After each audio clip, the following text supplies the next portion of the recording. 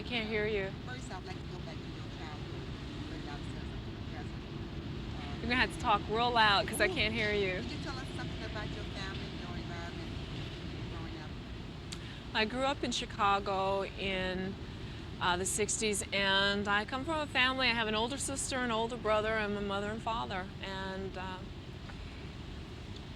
they give you any kind of encouragement or support in your goals in life? well, of course, your family always is important to what you achieve. And I was very lucky because my parents and they supported me in lots of things. They supported all their children in things that they did and what they were interested in and interested in accomplishing. I had a lot of luck because they were very. It's raining, or either water just came all over me from somewhere.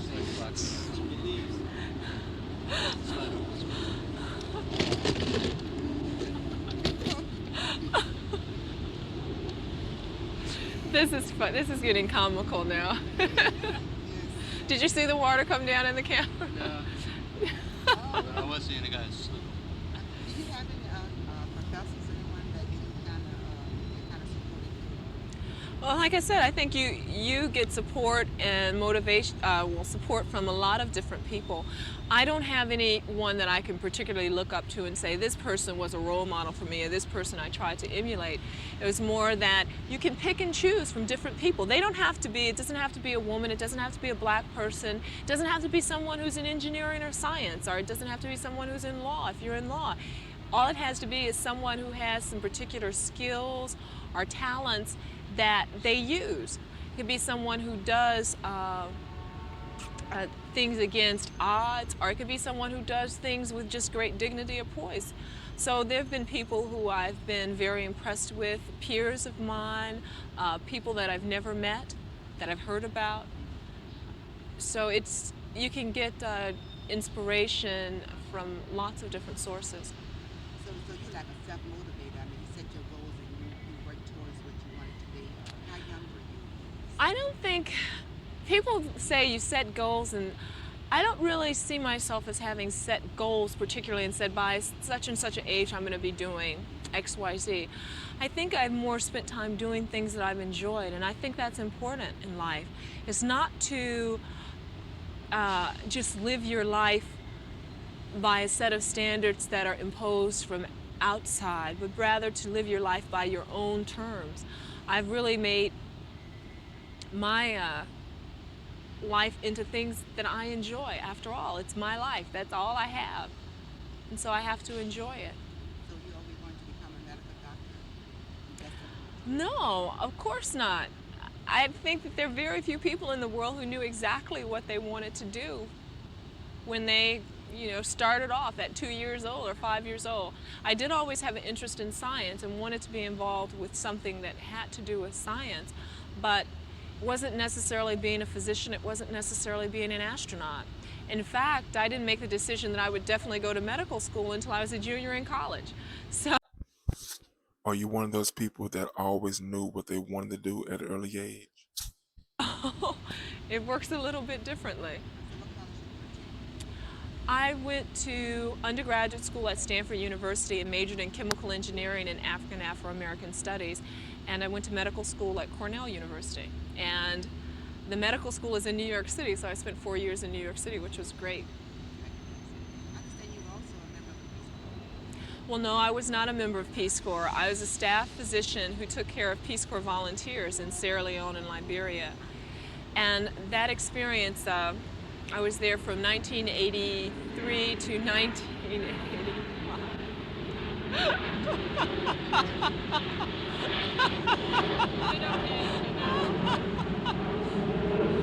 To catch that guy cursing in the background. Probably hear that when you listen to it. Huh?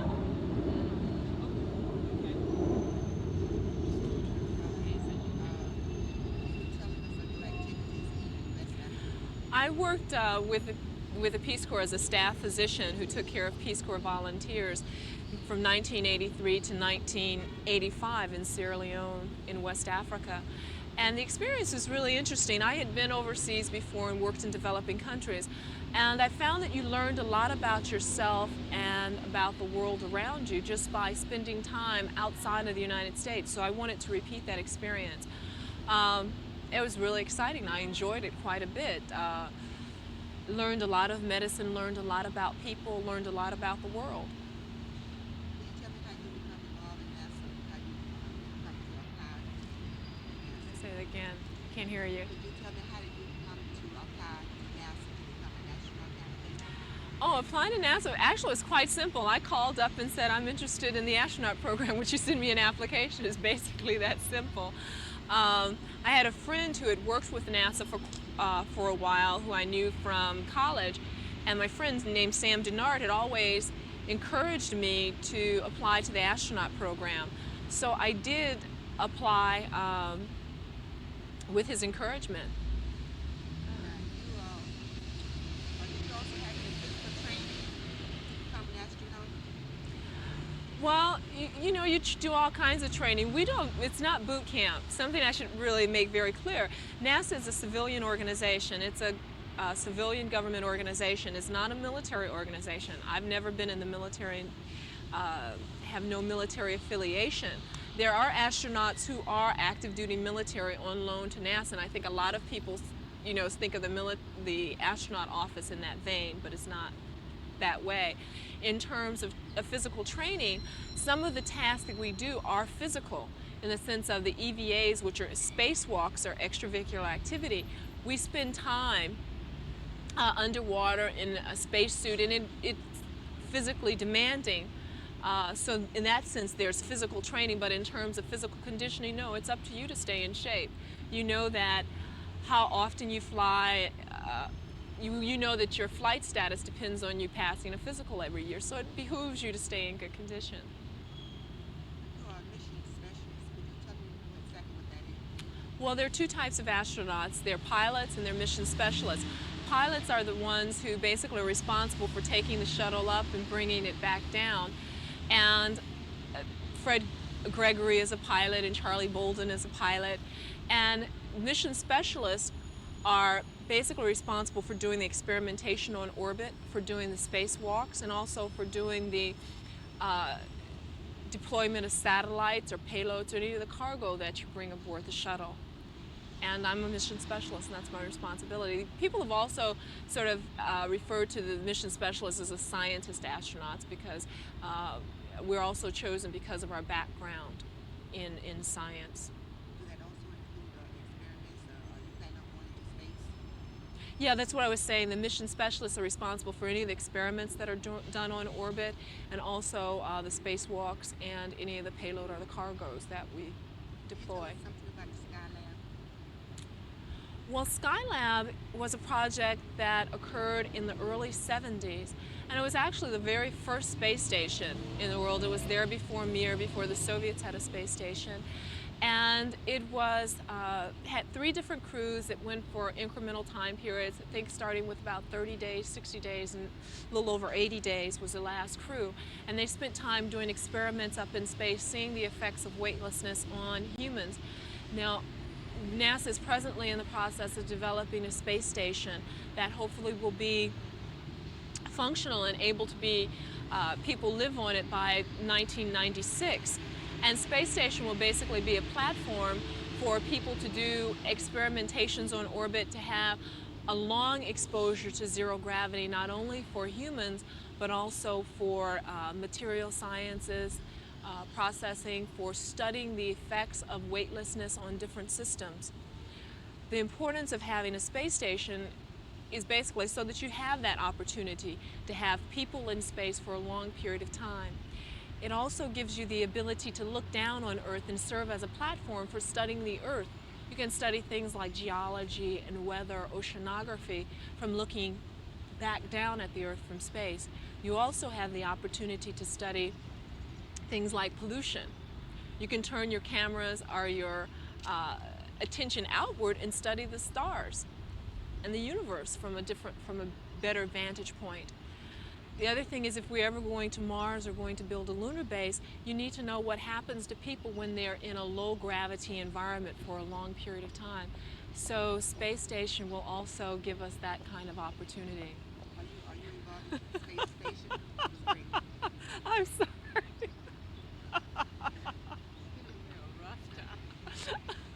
Are you involved sorry. in the space station? I am not assigned to working on space station now. The astronaut office does have a number of individuals who are assigned to follow space station along and help it in its development. I am not assigned there. My present assignment is working at Kennedy Space Center in Florida. And what I do there is to help with the launches that are being developed. What I do at Kennedy Space Center in Florida is to help with the launches. Now, I act basically as a liaison with the for the astronaut office, with the people at Kennedy who process the shuttle for launch. They also help to process and ready any of the payloads or satellites or experiments that are going to be launched on the shuttle. And I go back and forth in any concerns that the crew members have that are going to be flying. Oh,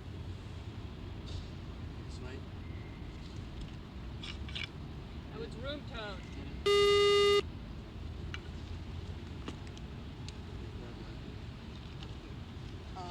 Could you tell me something about Dr. Irene Long? We interviewed her.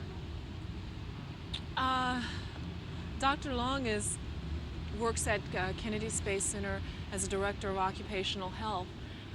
And I don't really know what you want me to tell about Dr. Long. I'm sorry. Okay. Well, I understand too that the two of you went to meet Michelle Nichols. I love this. I'm sorry. That's okay. The two of you went to meet Michelle Nichols. Florida.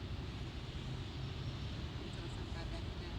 Okay, I'm sorry. I have to compose myself for a That's okay. second.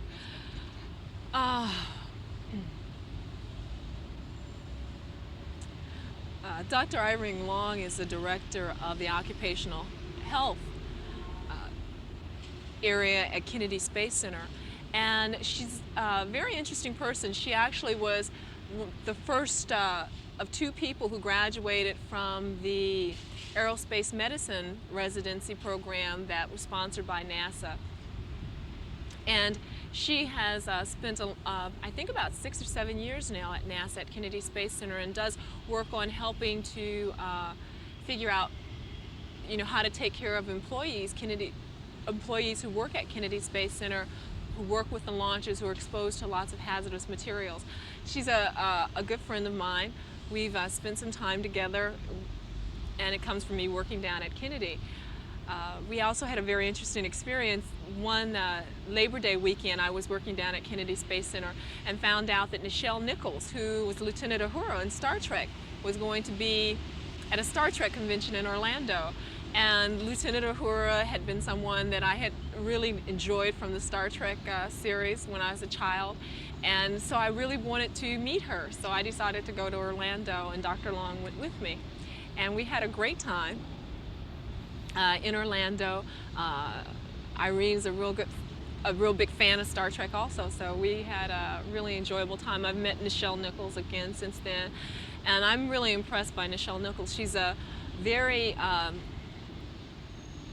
don't know how you'd say, just exciting, enthusiastic woman who has just a lot of heart.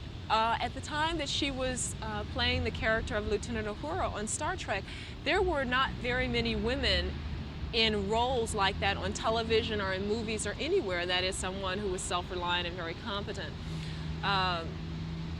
She also helped NASA with recruitment of minorities and women back in 1977, 78, when they chose the first group of shuttle astronauts. And I'm just extremely impressed by her. I read something about when you were a young girl about goldfish and you kept some kind of science experiment. Is that true? That you kept eating goldfish? Well, I had a real interesting science experiment that had to do with goldfish, and we won't go into the whole part about it. But I had had lots of cats, and the experiment had lots of goldfish, and sometimes the goldfish were in open containers, and I'd come in and the cat had sort of dipped the goldfish out of containers, and it's kind of fun. My parents were really neat because they'd buy me more goldfish, you know. So it was great fun. Could you tell me how you felt the first time you witnessed a launch? Well, the first launch that I saw was the launch of Discovery back in September of 1988, and that was the first launch since the Challenger accident. And I had been working down at Kennedy and had been working on this launch, and I was, I don't think you can really describe the feeling. It's very moving. It's, you know that you worked real hard on it. You know that the people who are involved in the whole process are very enthusiastic. I can't describe the feeling. I think you have to see one. Let me know if you remember the Challenger incident in the comments. It's just one of just a feeling of tremendous, I guess, admiration, pride, enthusiasm. Definitely enthusiasm. Did you know Dr. McNair, Ronald McNair? I met Ron McNair once, but I did not know him very well. What was your impression of him? I met Ron, spent time talking to me one day that I came down to NASA about the astronaut program and what was involved in it and his experiences with it. And this was when I was thinking about applying, and he was very open, very enthusiastic about it, very spent a lot of time with me. And this was just and I was someone he had just met and who had, you know, he consented to spend time talking to. And from everything I've heard, he was a very involved person. He spent time working with community groups and organizations. He's also extremely bright. I understand you speak to a lot of young people. What do you say to them?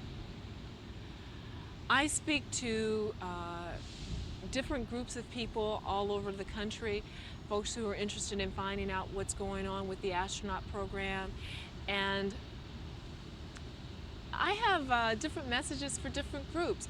I guess the main thing I like to impress upon people, whether they're young or old, is that you have to be in charge of your own life and responsible for it. And it's important for you to deal with the world on terms that are good for you. A lot of times, you know, people say, well, let's get the astronauts to talk to our young folks. I think our old folks need to know about the space program too, and need to understand what the benefits of it are, and need to also understand that they can continue to improve themselves. Right now, the space program, the decisions that are being made as to whether we're going to continue in space technology and research are made by, quote unquote, the old folks, not the young folks. So unless we prepare our world to be a place that the children who are growing up today can readily step into, we're not going to be setting things up well for them. So even if they do really want to be involved in the space program, or want to be involved in science, or want to be involved in world issues, if we haven't laid the groundwork, then they're not going to be able to do that.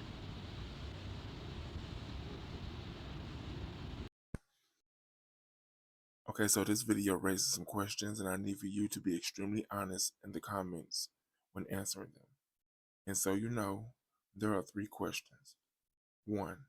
Before this video, have you ever heard the name Mae Jemison? 2. Have you ever thought about being an astronaut? 3. What did you learn from this video? Now please be honest in the comments when answering these questions. Share this video with anyone you deem necessary, and don't forget to like and subscribe.